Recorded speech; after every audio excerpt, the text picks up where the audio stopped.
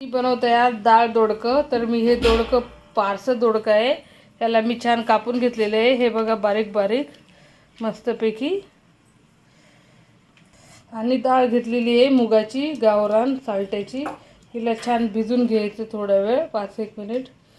तर आपण हिला फोडणीमध्ये घालूयात.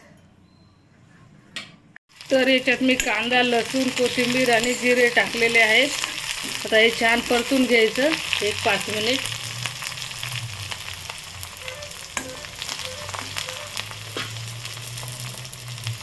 थोडीशी हळद घालायची आणि 1 चमच तिखट घालायचं.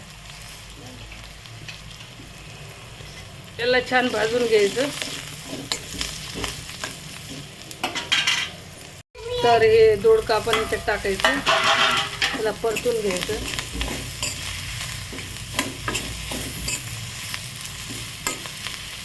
आणि त्याच्यानंतर ही डाळ टाकून द्यायची.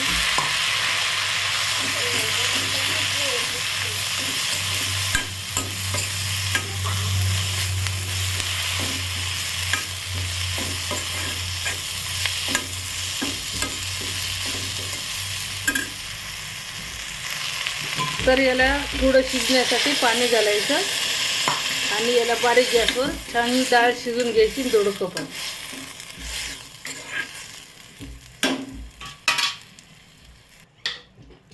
आणि चवीनुसार मीठ घालायचं.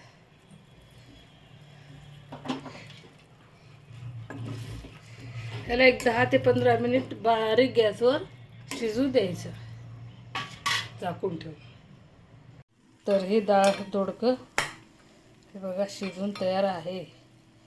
कसं एकदम मस्त दिसायला, चमचमीत, झणझणीत, खायला एकदम टेस्ट. तर नक्की बनवून बघा.